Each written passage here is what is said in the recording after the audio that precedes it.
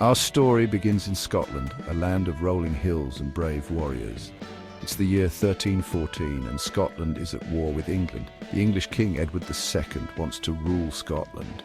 The Scottish people want their freedom. They want to choose their own king. For many years, brave Scottish warriors have been fighting for their independence.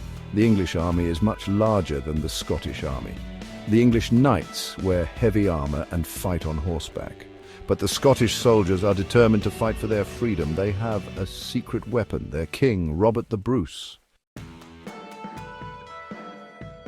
King Edward II marches his army north to crush the rebellion. His determination is unwavering and his confidence in the might of his forces is absolute.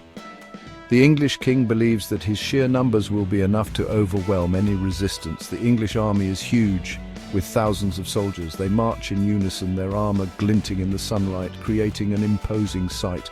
The ground trembles under the weight of their advance, a testament to their formidable strength. They are confident of victory. The soldiers share stories of past glories, their spirits high and their morale unshaken. They laugh and jest, certain that the upcoming battle will be another easy win. They think the Scottish army will be easily defeated. To them, the Scots are nothing more than a minor obstacle, a small force that will crumble under the might of the English war machine. Meanwhile, Robert the Bruce waits patiently with his smaller force. He knows that his army is outnumbered, but he also knows that numbers alone do not win battles. His men are seasoned warriors, ready to fight for their land and freedom. He knows the English army is powerful. He has seen their strength firsthand and understands the challenge that lies ahead, but he also knows that the English are overconfident, and this could be their downfall, but he is a brilliant strategist. Robert the Bruce has spent countless hours planning and preparing for this moment. He has studied the terrain, the enemy's tactics, and has devised a plan. The Scottish soldiers are outnumbered. The English army, with its vast numbers and heavily armoured knights, seems almost invincible. The Scottish forces, though fewer in number, are determined and resourceful, but they have a secret weapon on their side. Schiltrons, these formations, are not just a defensive tactic but a symbol of their unity and strength. A schiltron is a formation of Scottish spearmen. The men stand shoulder to shoulder, creating a formidable barrier. The spearmen stand close together with their long spears pointing outwards. This tight formation makes it nearly impossible for cavalry to penetrate. This creates a wall of sharp steel that is very difficult to break through. The English knights, known for their powerful charges, find themselves halted by this wall of spears. The English knights charge at the schiltrons, but they cannot break through. Their horses rear and fall, unable to advance against the bristling spears. Robert the Bruce also uses the terrain to his advantage. He carefully selects the battlefield, choosing ground that favours his tactics. He sets traps for the English army. These traps are cunningly hidden and designed to disrupt the enemy's advance. He digs pits in the ground and hides them with branches. These pits are deep enough to trap horses and knights, causing chaos in the English ranks.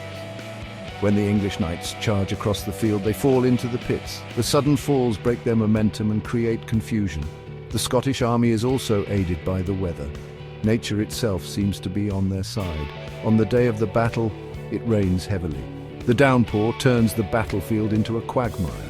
The ground becomes muddy and slippery. The once solid earth is now a treacherous mire. This makes it difficult for the English knights to move quickly.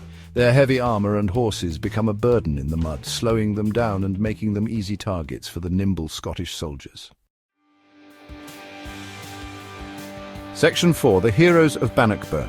This chapter delves into the legendary figures who played pivotal roles in the historic Battle of Bannockburn, a defining moment in Scottish history. Robert the Bruce is a brave and cunning leader. His strategic mind and unyielding spirit make him a formidable opponent. He inspires his men to fight for their freedom. His speeches are filled with passion and a deep sense of justice, rallying his troops to stand against the English forces. He even fights on the front lines himself.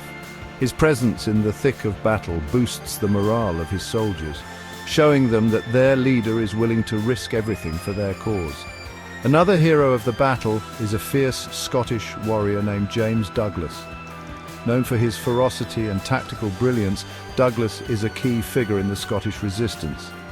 Douglas leads his men with great courage. His leadership is marked by bold decisions and a relentless drive to push back the English invaders. He helps to drive back the English army. His tactical maneuvers and fearless combat skills play a crucial role in the Scottish victory. On the English side, King Edward II is a very different kind of leader. Unlike Robert the Bruce, he lacks the warrior spirit and the respect of his men. He is not a warrior king like Robert the Bruce. His interests lie more in the luxuries and intrigues of courtly life rather than the harsh realities of the battlefield. He is more interested in courtly life than in fighting battles. This disconnect from his troops and the realities of war leads to a lack of effective leadership. In fact, he is so scared during the Battle of Bannockburn that he flees the battlefield. His retreat marks a significant turning point, sealing the fate of the English forces and ensuring a monumental victory for the Scots. Section 5, a day for the history books. The Battle of Bannockburn lasts for 2 days. The fighting is fierce and bloody, but in the end the Scottish army is victorious. They have defeated the English army, which is one of the most powerful armies in Europe. The Battle of Bannockburn is a stunning victory for the Scottish people. It is a turning point in the war for Scottish independence. It shows the world that even a small country like Scotland can defeat a much larger and more powerful enemy. Section 6. What happened after the battle? After the Battle of Bannockburn, King Edward II and his army retreat back to England. They are defeated and demoralized. The Scottish people are overjoyed by their victory. They have defended their freedom against a powerful enemy. The war is not over yet, but the victory at Bannockburn gives the Scots a huge advantage. It will take many more years of fighting, but in the end, Scotland will win its independence from England. Section 7. Remembering Bannockburn. The Battle of Bannockburn is one of the most famous battles in Scottish history. It is a symbol of Scottish courage, determination, and love of freedom. Every year, people from all over the world visit the Bannockburn battlefield to learn about the battle and to pay tribute to the brave soldiers who fought there. The Battle of Bannockburn teaches us that anything is possible if you have the courage to fight for what you believe in.